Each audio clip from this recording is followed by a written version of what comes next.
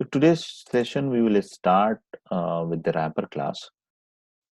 And what is the wrapper class? And uh, there are two terms that is important to understand with the wrapper class. Is one is called boxing, and second one is called unboxing. So we'll discuss. We'll see that what is boxing and unboxing. So let me open the slide.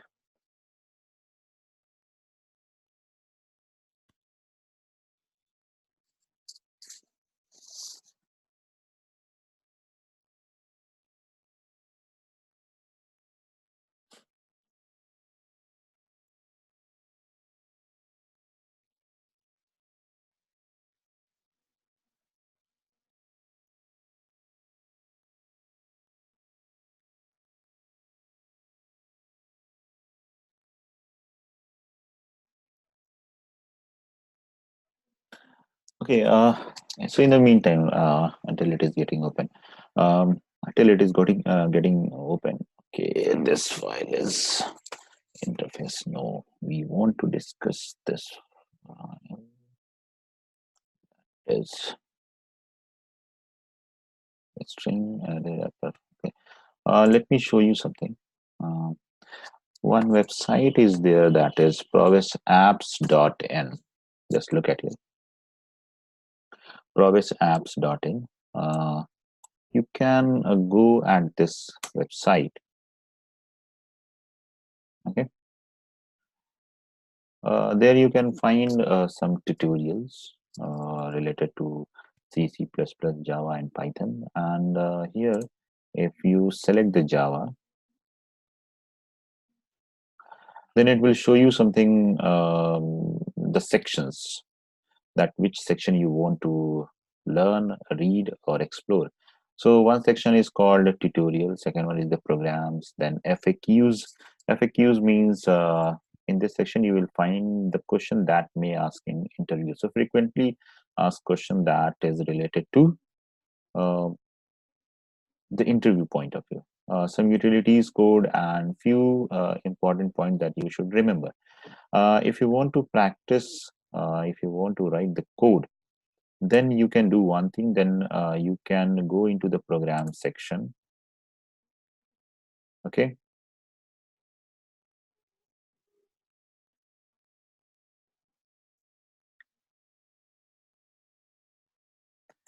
Click on it, and I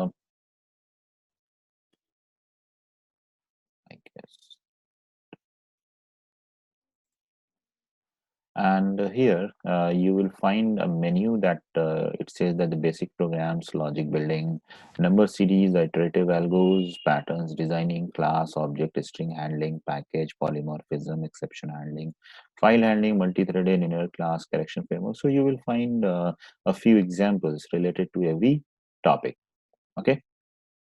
So if you want to explore these things, you can use this website. And one more thing, if you need assignments, some question on which you can perform and you can write your logics, then you can do one thing. You can go into the more option, the downloads section, and here you will find um, the assignments that is already uploaded. So here you can go into the Java section, and you can download the practice set for the Java. Okay, so just go here and download it and start practicing. Fine. So here you will find some assignments, some questions that you can use. Here you can find so many things, so accordingly you can use them also. But since we are learning the Java, so my concern with this part, and one section is here, that is the some material for Java is also uploaded. It has a few points which can help if you want to go through the mm, if you want to go for OCP, Oracle Certified Professionals. So you can go through this, and if you want to prepare yourself for the OCP and OCA, then you can use this material also. So um, this is the website, that is progressapp.in, that you can use. Okay.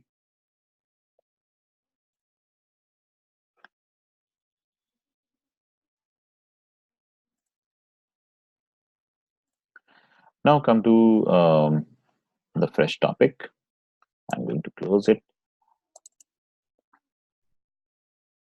And here is my, okay, this one was yesterday's code. So my class, and here, delete this one, delete it. I'll comment. Okay. So the topic that we are going to discuss is called the wrapper class. Okay. So what is a wrapper class, and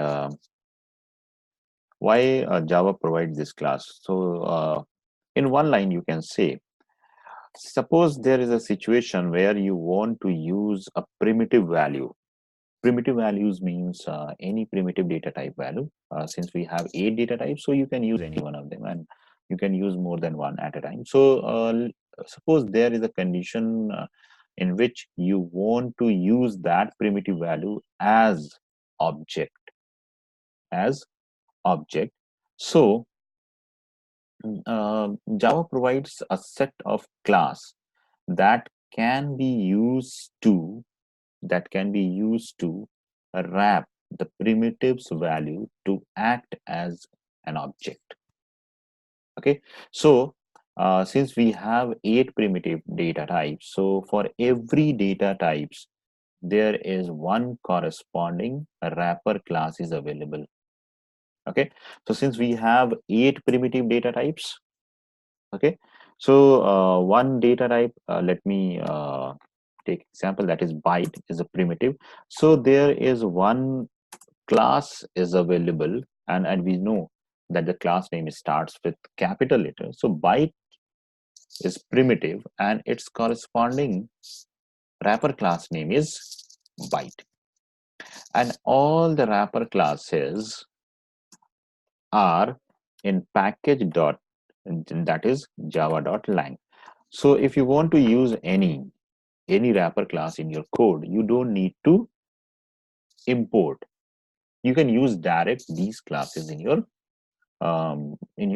coding in your application. So every class, every primitive has respective wrapper class. So what is the hierarchy, and what are the methods that you will use? So let me show you. Okay, okay, string we have already seen. Okay, this one. So primitive wrappers provides a way of wrapping primitive values in an object so that primitive can be treated as an object. So there are so many situations in which the primitive you have to use as an object. So these wrapper classes will help you to convert the primitives, and you can treat those primitives uh, as an object. Provides a set of utility methods for primitives. So there are so many methods that you can use. What are the set of methods we'll see in, uh, in the next slide. So just look at this point. What are the situation in which you will require these primitive wrapper classes? So one situation could be when primitives are required to be added to a collection object. Okay, collection object means if you want to if you want to create a set of values, a set of objects. Okay, so if you want to add any primitive value into that collection, so collection doesn't provide, and it doesn't give you the permission to add any primitives into the collections object. Collection always have the objects in its as element. Okay, so if you want to add element that is primitive, so it is not possible. So what you need to do, first of all, you will convert that primitive value into the object, and after that it will be um, add to the collection. It will be add to collection. So one situation is that primitives are required to add into the collection object. Second one is when we want to return a primitive, okay, from a method that returns an object. uh, what is mean by this statement? So this can be used in two ways. This is okay, so this can be used in two ways. First one is, just look at this scenario. Suppose there is a method that is int, okay, and the method is add, and there is an object. So what we can return from here, we can return any integer value, isn't it? Since it the method returns int value, so we can write like this: int a is equal 10, and then we can write return a. So it is fine, because the return type of this method is int, and we are returning the primitive value. Suppose this a is pointing to an object, and you want to return from here. So this type and here the type you want to return will mismatch. So in that case, the wrapper class will help you to return an object from a method that returns primitive. Now, as I said, every primitive has a respective class. Okay, so this int is a primitive. The respective class name is integer. Okay, so situation is you have an object that is integer x, okay, and you need to return this x from here. So this is the primitive, and you want to return the x that is non-primitive. You can say that this is an object. So in this case, the wrapper class will help you. And another situation could be, suppose this returns the object, but you have a primitive. Okay, you have a primitive value. So in this case, the wrapper class will help you that how to return a primitive from a method that returns type is an object. Okay, so this situation can be used in two ways when converting primitives to and from a string object. Okay, so what is mean by this? Suppose this is the primitive value, that is 10. I want to use this 10 as a string. Okay, and I'm converting primitives to and from a string. Okay, so we want to convert this as a string. Another condition is, suppose there is one string s is equal 20. Okay, 20.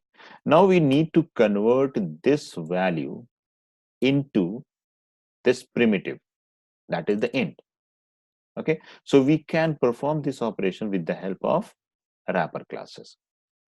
So if is there any situation comes into your coding that you want to convert a primitive into the string, and a string you want to convert into any primitives, then you need wrapper class.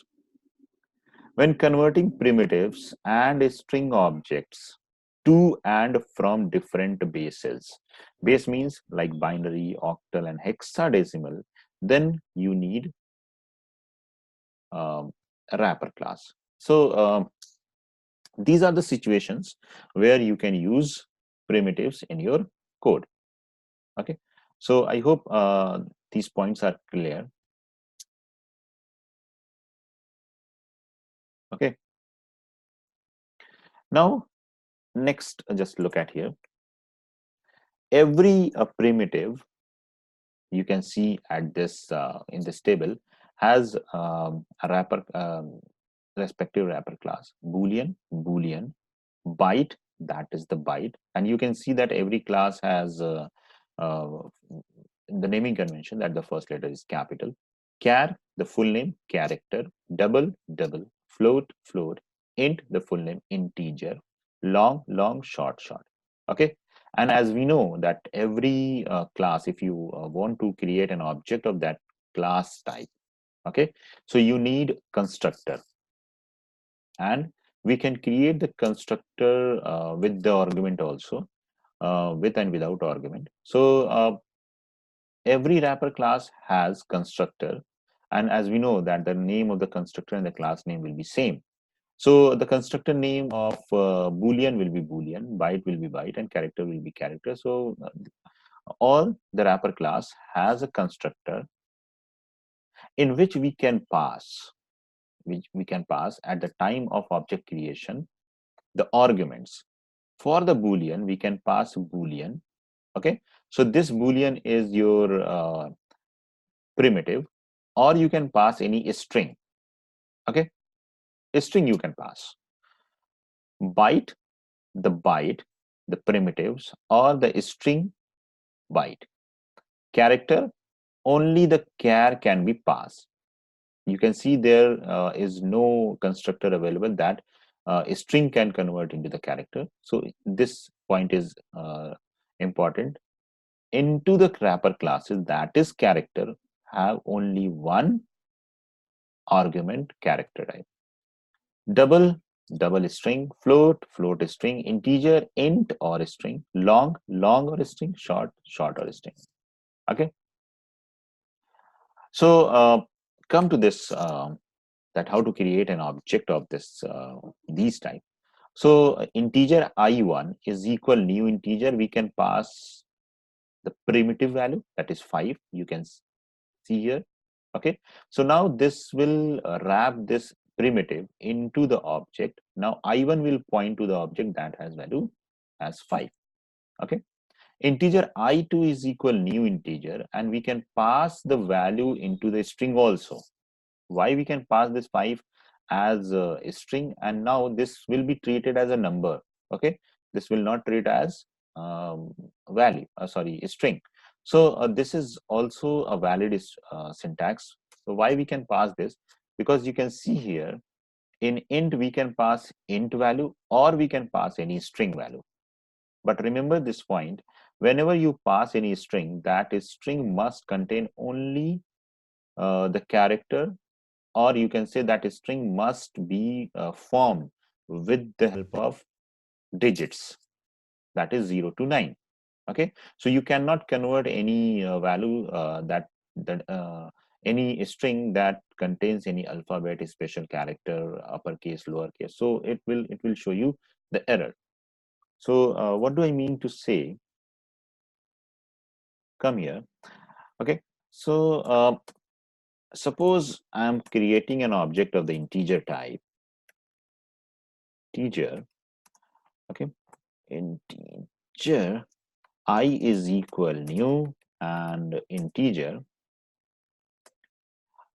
So we can pass the string into it, but a string must be formed with the help of only 0 to 9. Okay, so this is the valid input.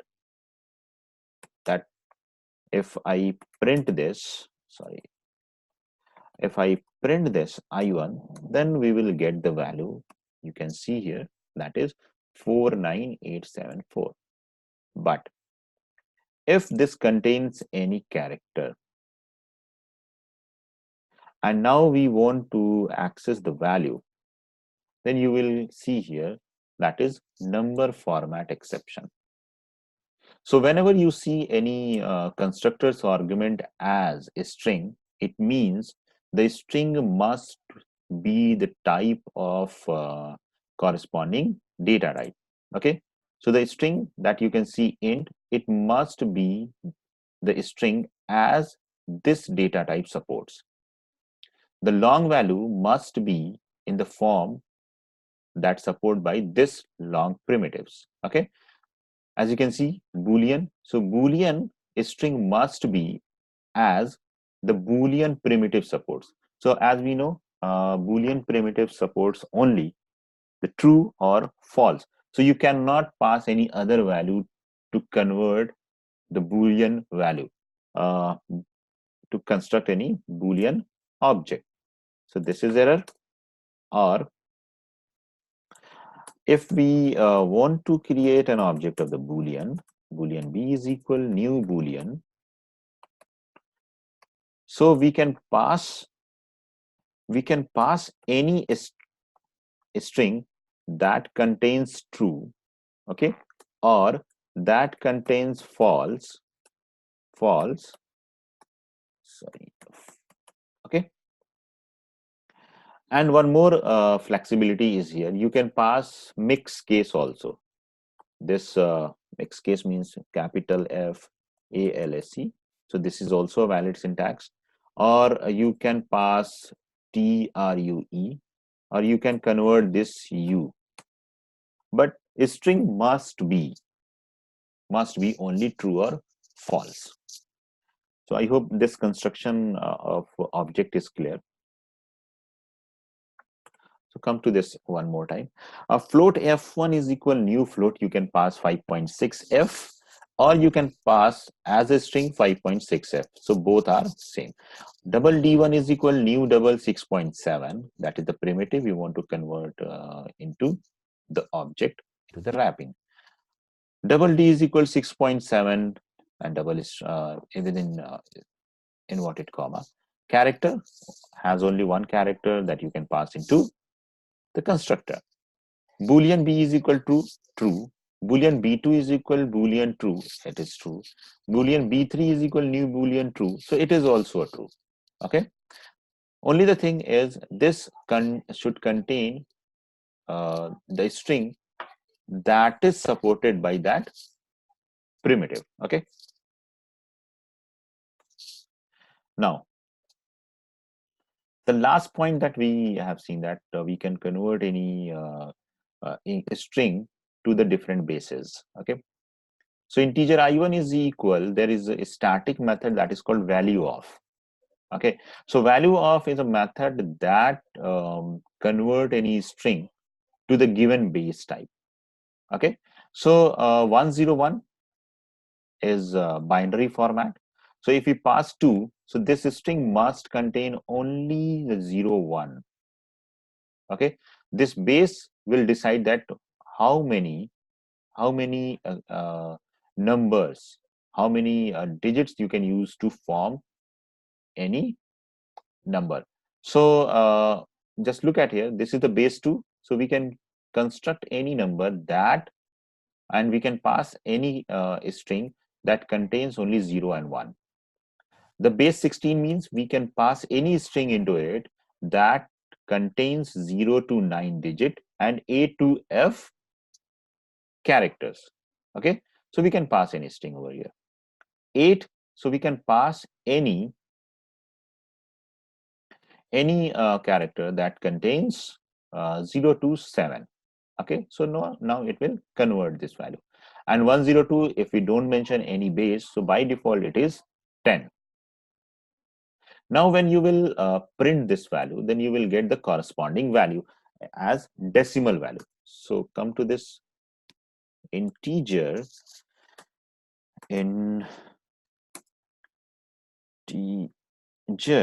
dot value of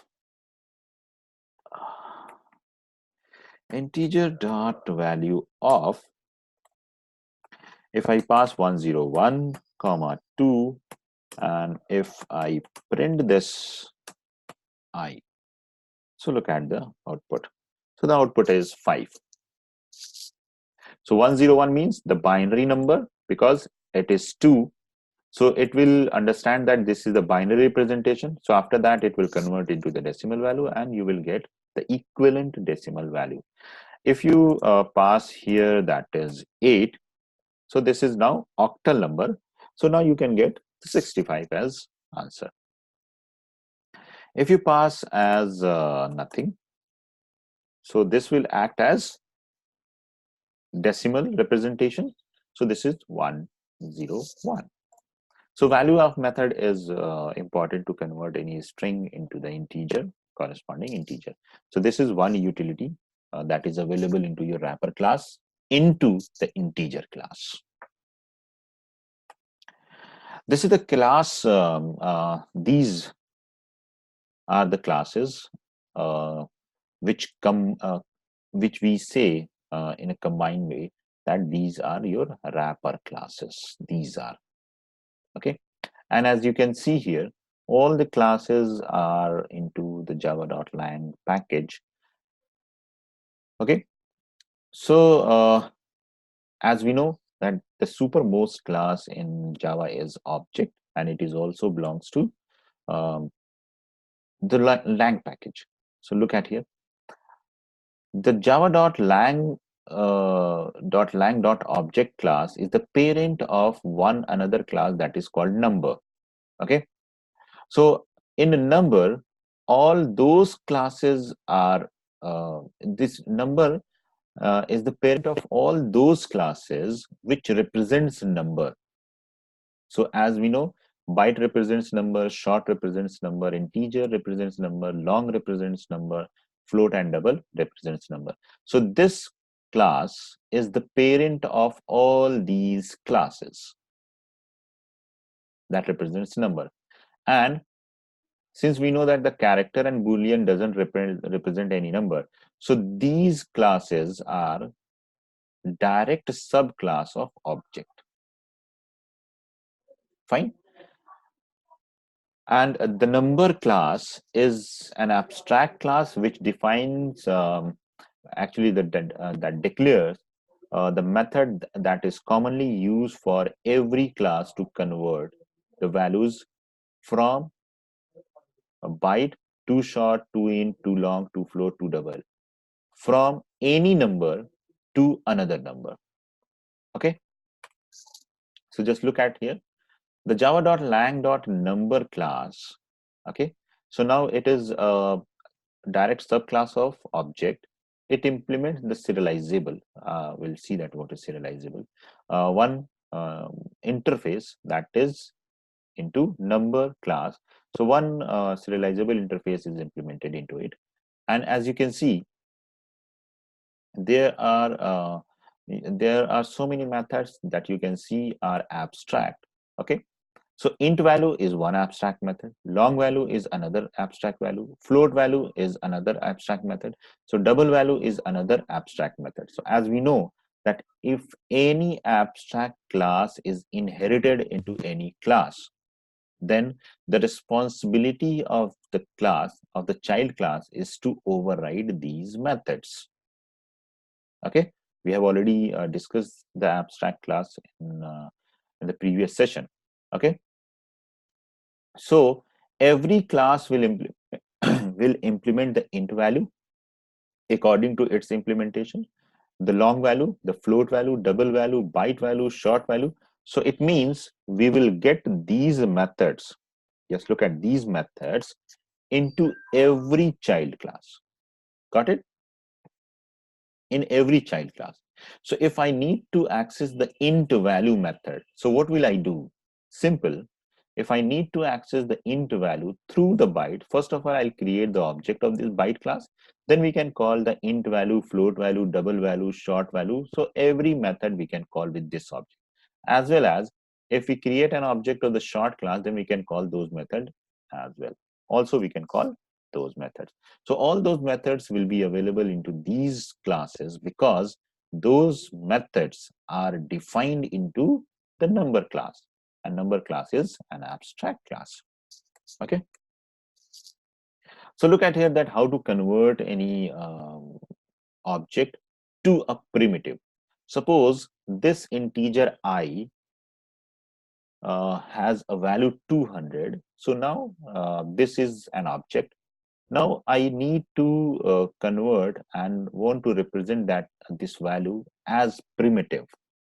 So there are these are your methods that returns the primitives. Look at here, int value returns the primitive, long value returns the primitive, float value returns the float primitive, double value returns the double primitive. So if you want to convert any object into the primitive, call these methods. So I dot byte value will convert this value into the byte. I dot short value will convert into the short. Okay. I dot long value will convert into the long. I dot float value will convert into the float primitives. Okay. So these are the methods which is available into the integer class. Now, if you have any float object, okay, that contains a value 5.6 and need to convert this 5.6 into the byte, then definitely you will call the byte value. Okay, so now object will change f dot byte value. If we need to convert into the short value, into the short, we call f dot short value. Need to convert into the int primitive, that is object, so we call f dot int value. An object will create into the heap. So I think this uh, you you are getting that where uh, the references and the primitive variable will be create into the memory. So object will create into heap and all the other things will be created into the stack. Just look at it. So this is the way that you can convert any wrapper into the primitives by using the methods byte value, short value, long value, and float value. Okay. Boxing and unboxing. What is boxing and what is unboxing? Boxing means encapsulating the primitive value in the respective wrapper object. Okay. So if you have any primitive value, for example, 10, 20, 15, and since we know that these are integer value, so if we convert these primitive into its respective uh, class, an object, okay, so this term is called boxing.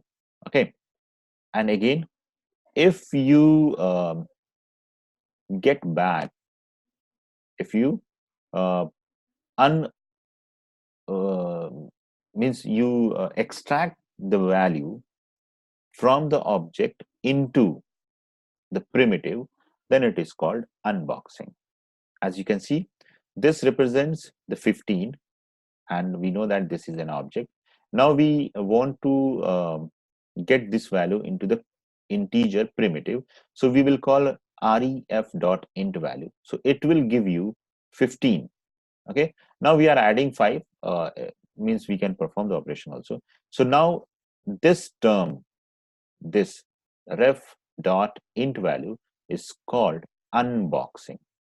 Okay, so these two things, boxing and unboxing, you have to remember because it is one of the interview question. Next one is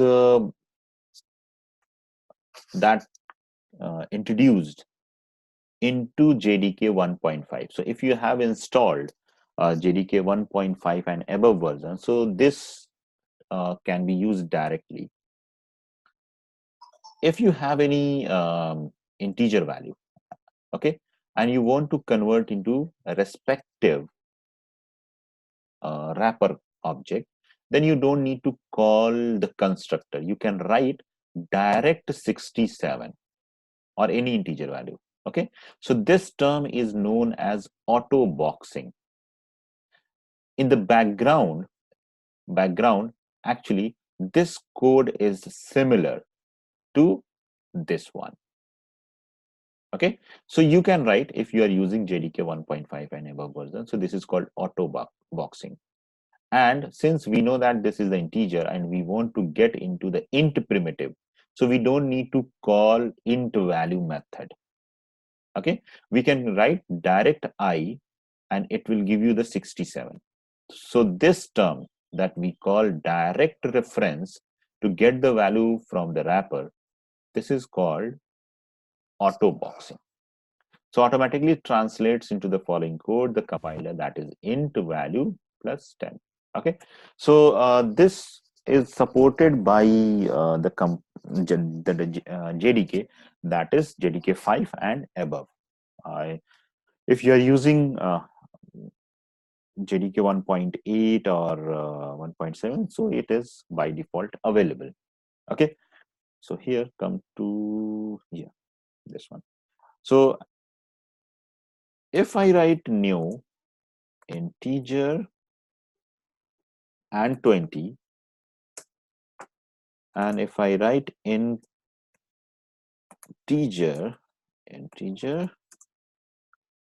x is equal 20, okay, so this is called the boxing, and this is called auto boxing. So we don't need to call the constructor to wrap this value into the object. Okay, so now this will be translate as integer x is equal new integer 20. So for the ease of use, Java introduced this concept.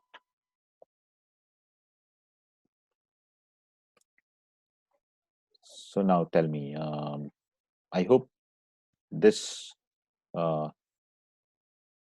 is clear now.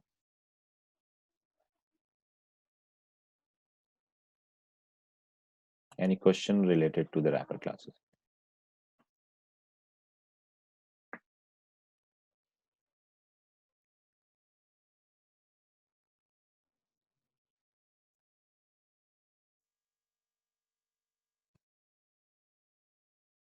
No?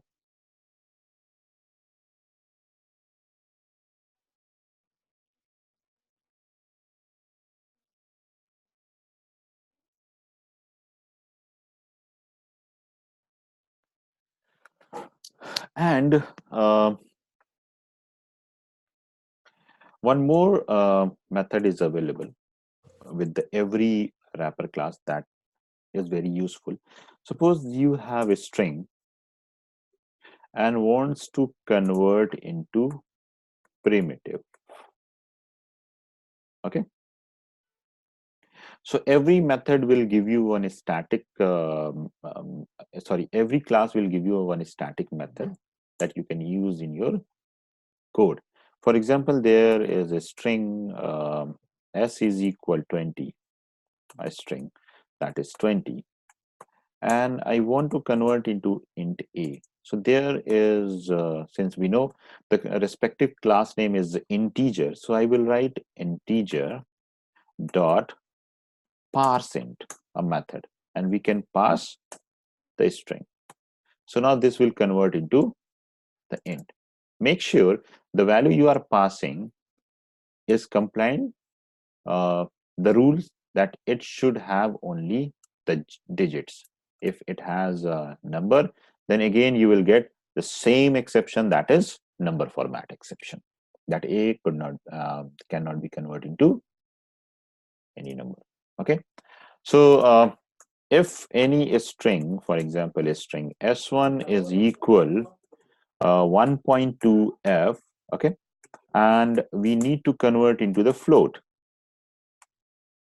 f is equal, we will write a float class name, okay, float dot parse float, and you can pass s1. Fine. And if you print the values, then you will get the answer, but I'm not getting any printing statement. I'm not writing over here, so that's why we are not getting any output.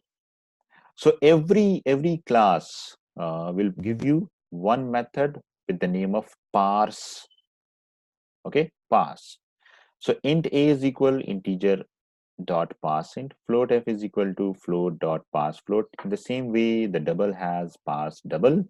In the same way, short has parse short. So you can use these methods to convert the string into corresponding into any primitive value. Okay, so direct into primitives. So whenever you required to box, unbox, conversion, so you can use these methods. Yes, now, any query? No. Okay. So I hope the wrapper class is also clear that how to use the wrapper class in the code. So it depends upon situation.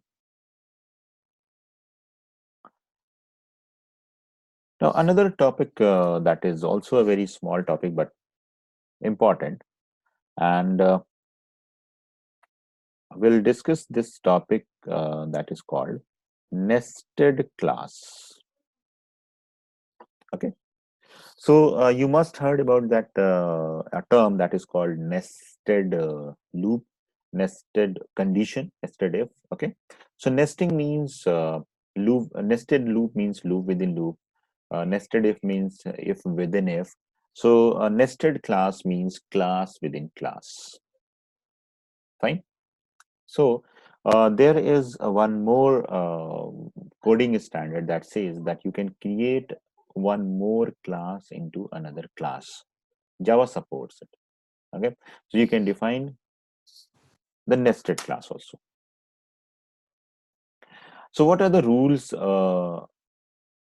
apply when you write the code, when you do the nested coding? Nested class. Let me open.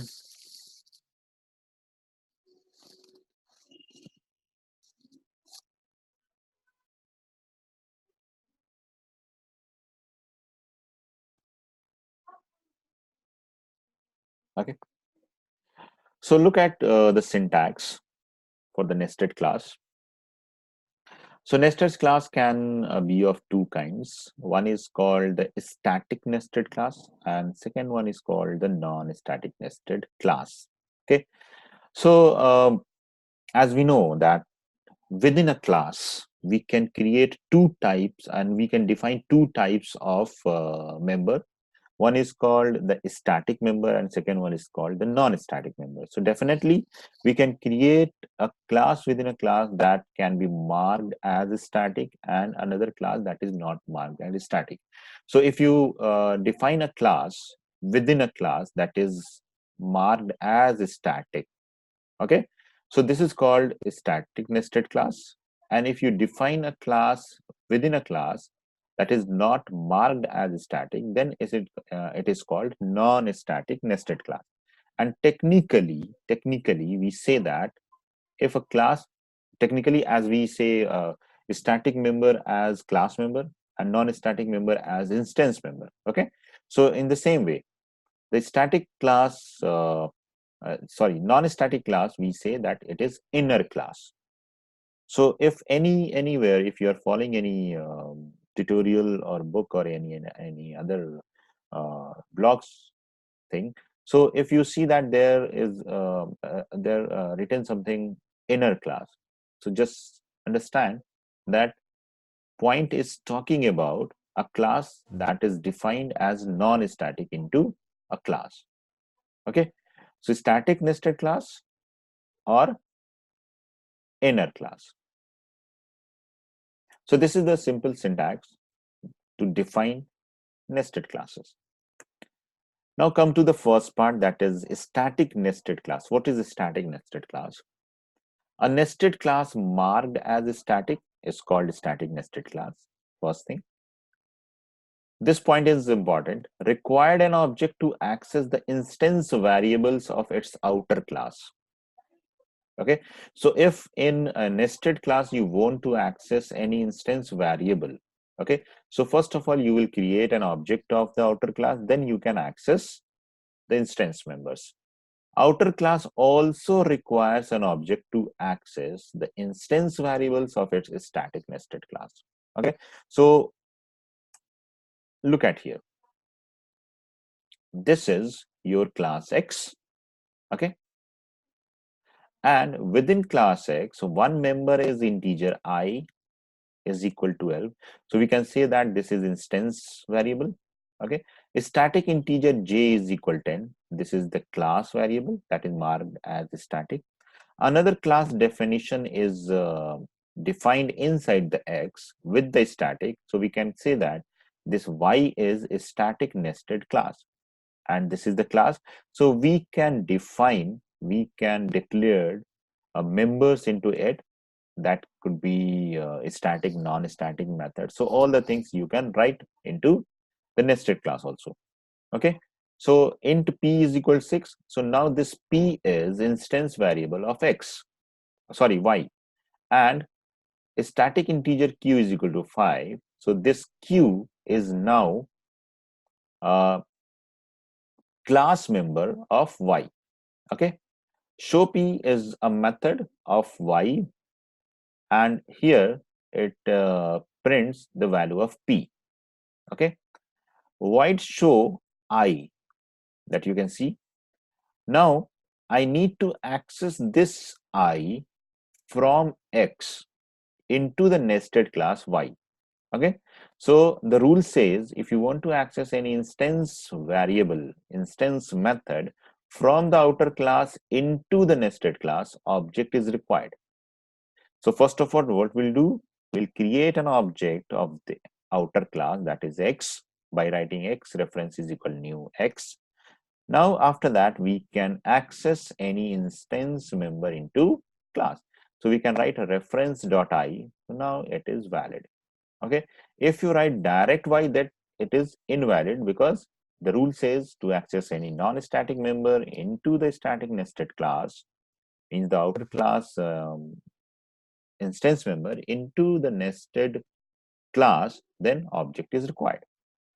Again, if we need to access the j, and as we can see here, j is static.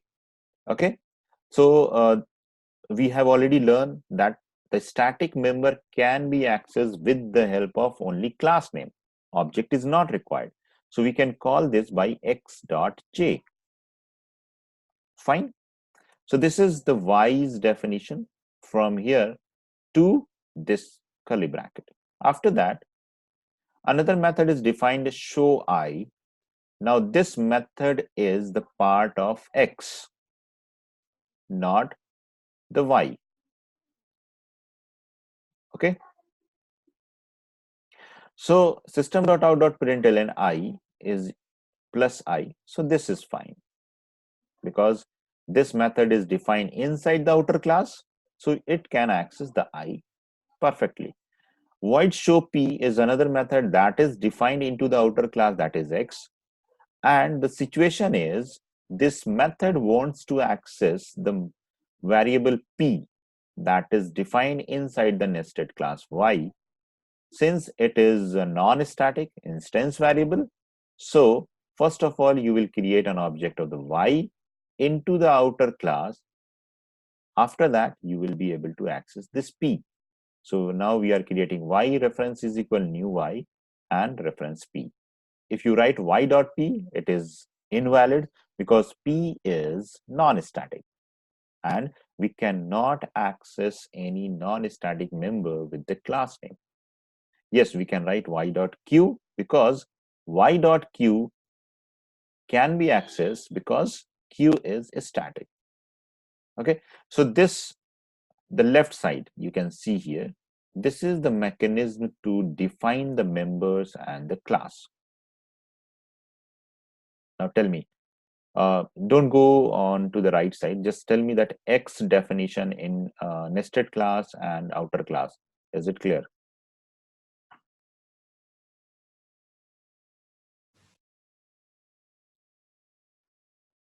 Just tell me. Okay,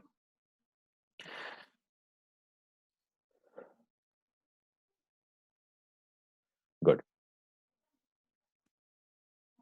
Okay, fine. So now this is the definition that you have defined. Now the situation is you need to access the member of x into another class. Okay, Okay.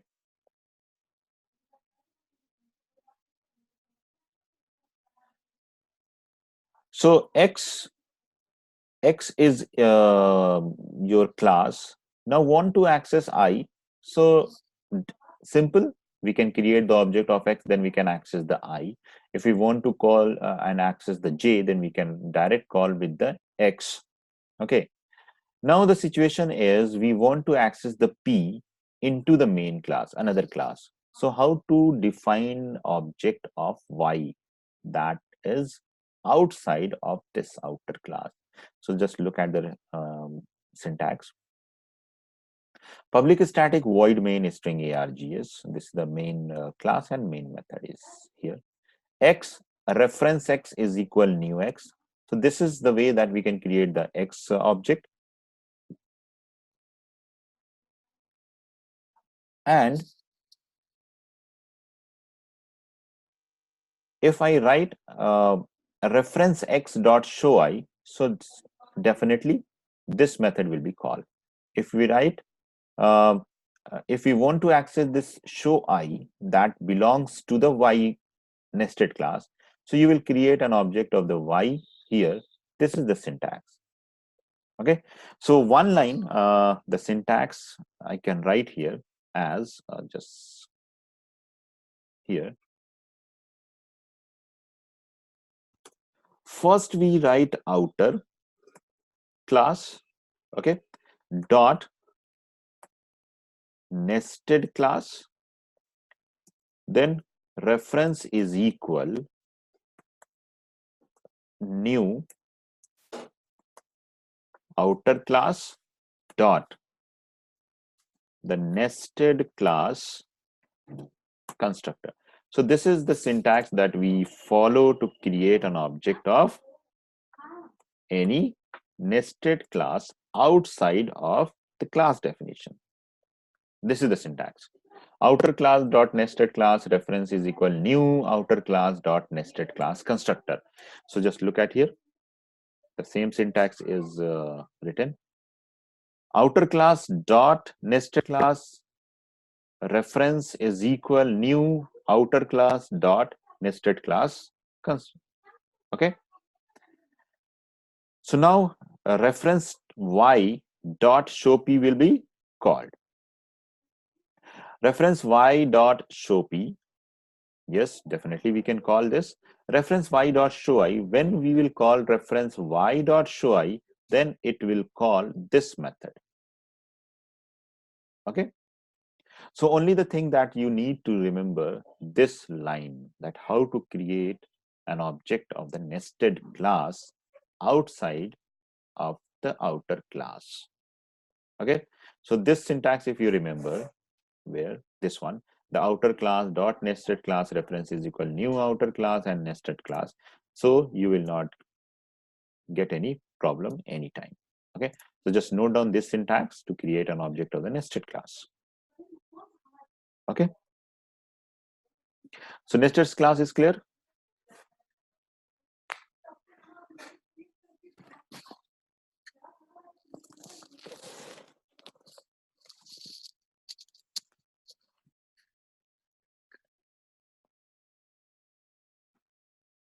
Yes. Yes, Meng. It can access. Definitely, it can access. Um, Again, come to the rules and the concept. We say concepts. If, just listen, if nested class wants to access the method that is defined into the outer class, okay? So, what are the situation?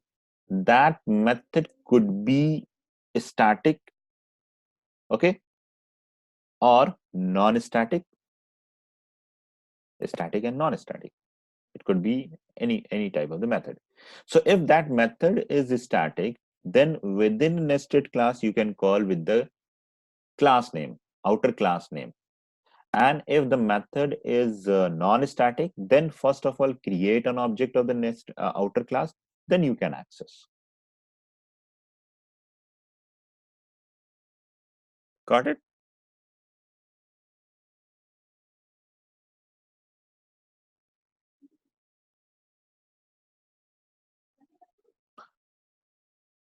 Uh, what I was saying when I started this session, that there are two types of nested classes. One is marked as static and second one is non-static. Fine. So technically, if we don't mark any nested class as static, then that is called inner class. Okay. Let me show you. This is the outer class. Okay. So if you write a class, okay, and this is the nested. I'm writing the name as nested. If this class name and the class is marked as a static, then we say that this is the nested. Technically, we say that is the nested. Okay, a static nested class. Okay, and if we don't mark it as static, if we don't mark as static, so we can define it definitely, but this is technically we say that it is inner class. Okay, I hope you got the answer. Okay, fine. So the static nested class can be only one type, can be of only one type, but inner class can be of three types. How many types? Three. So just look at here. So this example is clear.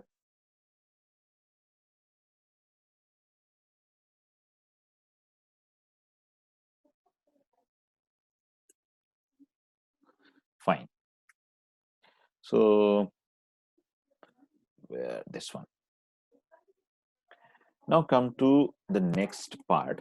Non-static nested or inner classes. Okay. Non-static nested or inner class. Just look at here. Inner classes we can define, and we can say that these are of three types. One is called the regular inner class. Second one is called the method local inner class. Okay.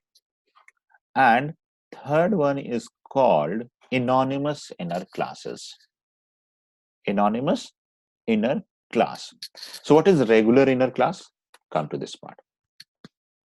So regular inner class, simple. A class you can define within a class which is not marked as static. Simple. So an object of the inner class accessing the most secure member of its outer class. So yes, since this is also a member of the class, so it can access, so no problem at all. Class X has a member integer a is equal 4. Another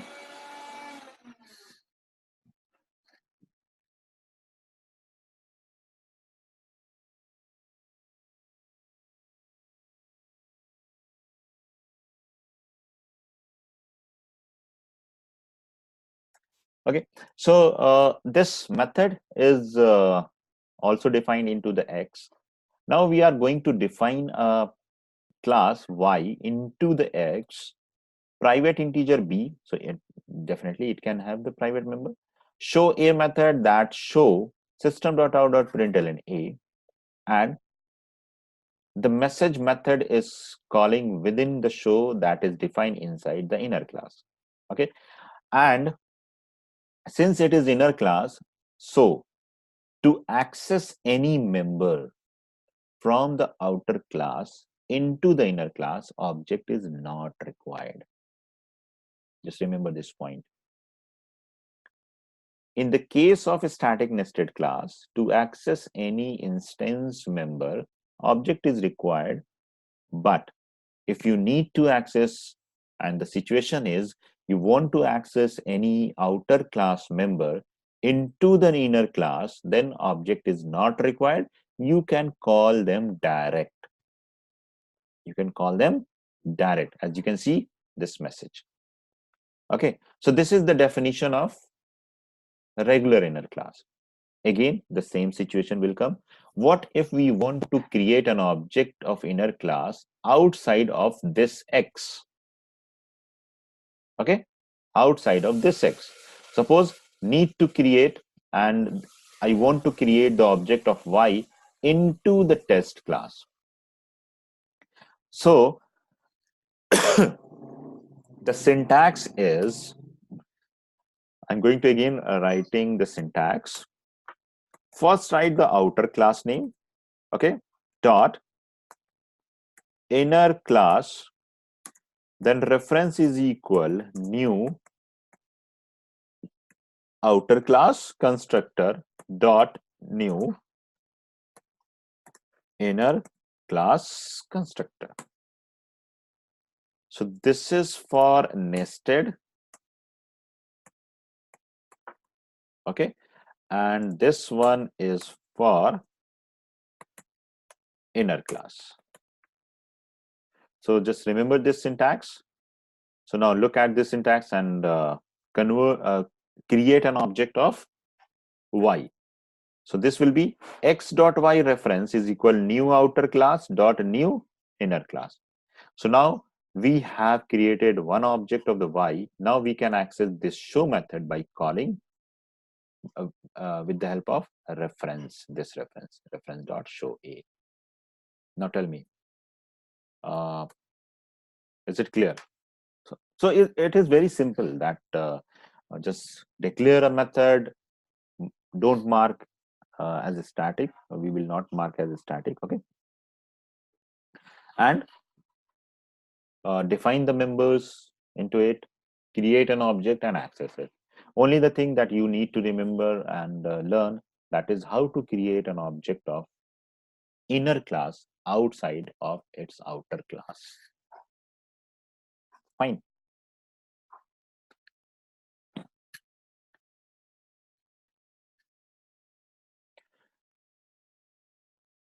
So any doubt? Ref dot message.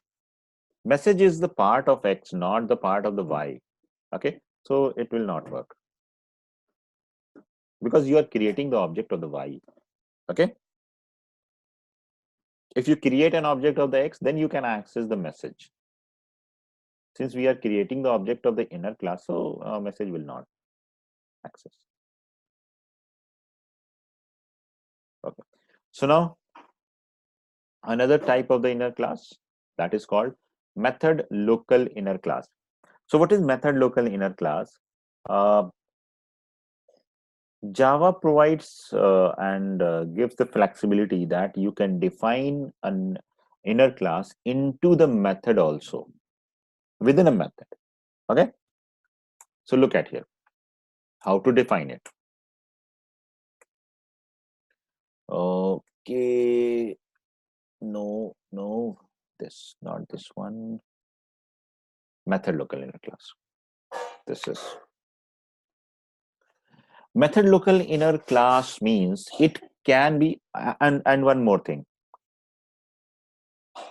before going to these points, one thing that you I'm just recalling for everyone, that is, as we know that if you declare anything, within a method, okay, so that will be local, means that cannot be accessed outside of the method. Is it true?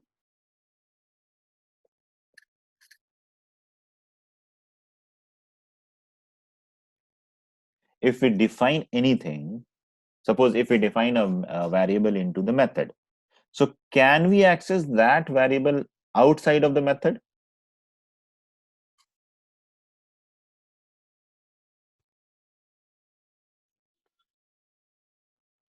Are you getting my question? If we define a variable within a method, okay, and we want to access that variable outside of that method, is it possible? So simple answer is no. Why?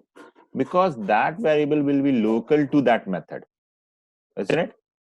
So in the same way, if you define any class into the method, so that class will also have the scope within the method, not outside of the method. So just keep this point into your mind and now go through these points.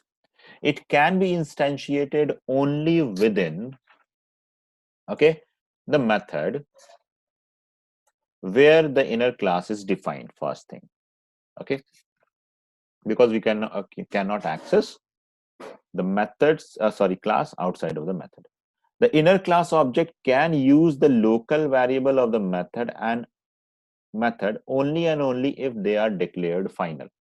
So this point, the second point, I'm going to read one more time. Okay, the inner class object can use the local variable of the method. Okay, local variable of the method only and only if they are declared final. If the variable is not declared final, then method local inner class um, is not able to access that variable. This is the rule. Okay, but from Java 8, this rule is deprecated, means we can use any non-final variable into method local inner class. But this is from Java 8. And if you are using Java 6, 7, 5, then this rule will be applicable. Okay. The only modifiers apply to its abstract and final, but not both at the time. So definitely we know that if we define the abstract, then we have to make child class into the method, and we cannot apply abstract and final at the same time. It is illegal, that we have already seen. So look, just look at this definition. This is the class X, one private member that is integer A, one method that is mx. Within the method, integer p is defined, one variable q is defined as final. Okay, and after that we are creating and defining, actually we are defining a method local inner class, that is y, and within the y we are defining my. Okay, so it can have the definition. So simple, we are writing system.out.println a. So where a is defined, so just look at the location. So where is in outer class, means in X, so definitely it will be accessed. System.out.println q. So the rule says within the method local inner class you can access the method's local variable if that is final. So just look at here, q is final or not. Yes, q is final, so we can access it. System.out.println p. So we can access the p if p is local and final, or if it is instance variable. So just look at here where p is defined. So p is declared inside your method. It means it is local. So if it is local, then it should final, then we can access into method local inner class. But it is not final, it means you will get error over here. Okay, so now create an object and access the method. So class y, that is new y dot my, you can access it, and you can use the method local inner class like this. And just remember only the syntaxes and the rules where you will use these type of the classes in your code. Definitely when you will dive into the actual coding, you will get these type of the situation. And I will try to give you some situation where you will use these type of the class definition: static nested class, local inner class, method local inner class. So we'll create these type of the situation in the coding. So just tell me, this code is clear, that how to define and which type of the member can be accessed into the method local inner class, and which type of the member cannot be accessed, and where we can define, we can create the instance of the method local inner class, and where we cannot create the instance of method local inner class. So I hope this syntax is also clear.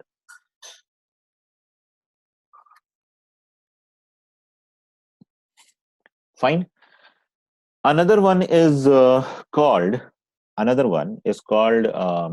anonymous inner class. Anonymous, as we at the name suggests, a class which doesn't have the name. Okay. So how to define anonymous inner class? Just look at here. An inner class declared without any class name is called anonymous inner class, and it could be of two types. Anonymous subclass, just understand this one, subclass of a class, okay, and anonymous implementer of a specified interface.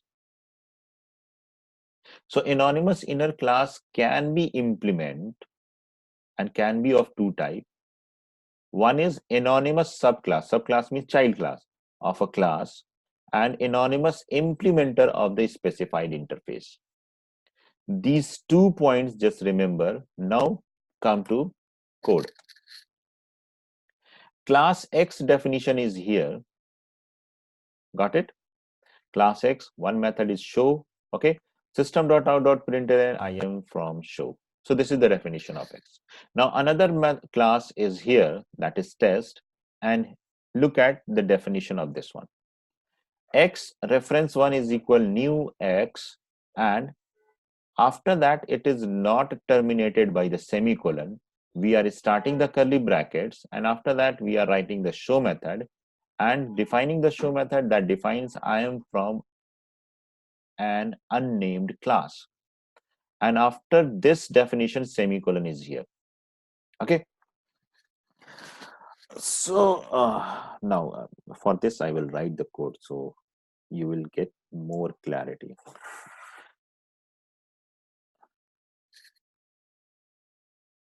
That is a class with the name of my class, and here one method inside is show,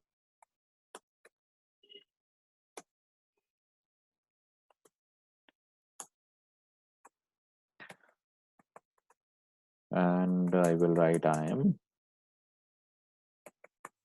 show from my class.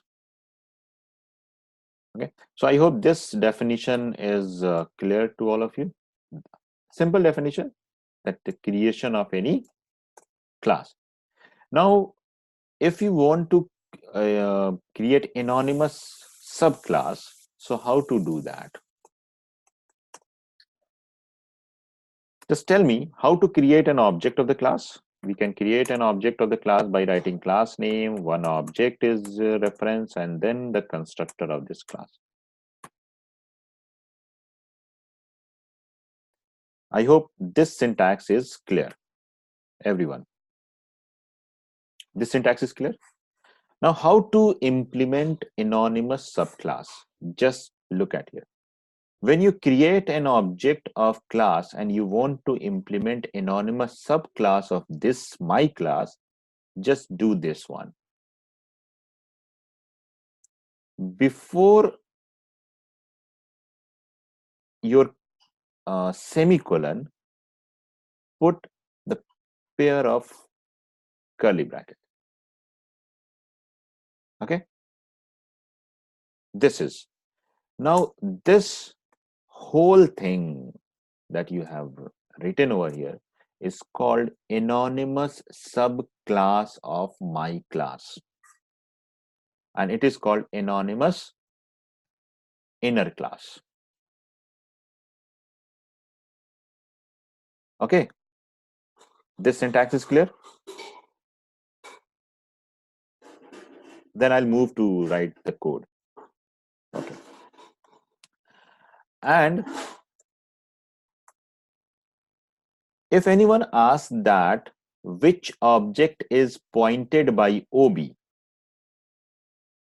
Okay, so OB is pointing to anonymous object, anonymous subclass object. It is not pointing to the my class object. Understand this. OB is not pointing to the my class object. It is pointing to the anonymous subclass of my class object. And the rule says, in subclass you can override the methods. So we can override the method void show here. Okay, so now we can override the definition by writing I am from anonymous subclass of my class. This is, so if I write here ob dot show, so which method will be called? So since this OB is pointing to the anonymous subclass object, so definitely overridden method will be called. Look at the output. So I am from anonymous subclass of my class. If we don't override it, as we know that this, if subclass doesn't override the method that comes from the parent, then the ob.show will call its parent method. Just look at here, I am show from my class. So you can override as per your requirement if it is necessary. If it is not required, then just leave it. So this is called anonymous subclass. Understand this. This is anonymous subclass. And one more thing can be possible, that this class can be abstract class, and this is the way. And one thing, abstract, there's an abstract method. Okay, so if you implement anonymously, and if you create a subclass of my class anonymously, then it is required that show must be override here. Otherwise you can see error. Anonymous com dot Larry dot outer $1 is not abstract and does not override abstract method show in my class. So we have to override it. Understand? Okay.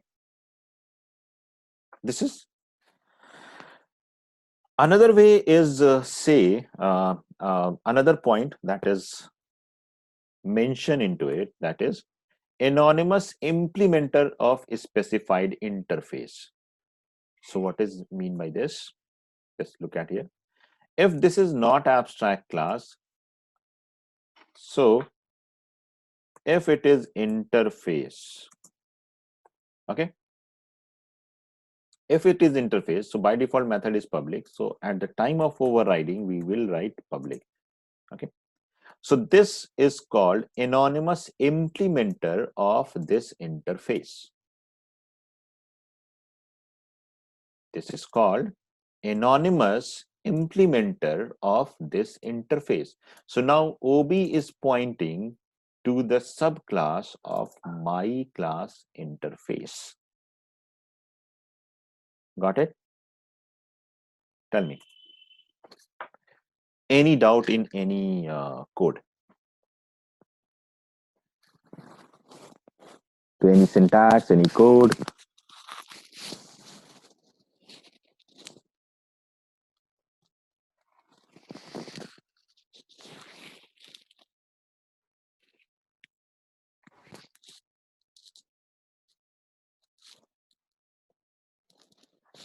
You good? So these are the syntaxes that that are related to the nested class. So we can say that there are two types of the nested class. One is a static nested class and second one is non-static or inner class. The static nested class is only one type of the one type, and inner class is of three types: regular inner class, method local inner class, and anonymous inner class. And anonymous inner class can be of two types. One is called anonymous subclass of class, or anonymous implementer of interface. Okay, so today we have discussed two topics. One is wrapper class, second one is nested class. Okay, so I will just bind up the session over here because we have already covered these two topics, and just go and revise these topics. Tomorrow we'll discuss some more on advanced Java, because we'll discuss the core Java on every weekend only, and on the weekdays we'll discuss the advanced part. Tomorrow the session time will be same into 8 p.m. IST or 9:30 a.m. EST. Is it 9:30 a.m. EST? Okay. So on the weekdays we'll have this time, that is 9:30 a.m. EST. So tomorrow we'll discuss advanced Java. Any query, any doubt, you can put your question. Else I'll bind up the session. Okay. Okay, no query. Okay. So thank you for joining this session. Bye bye.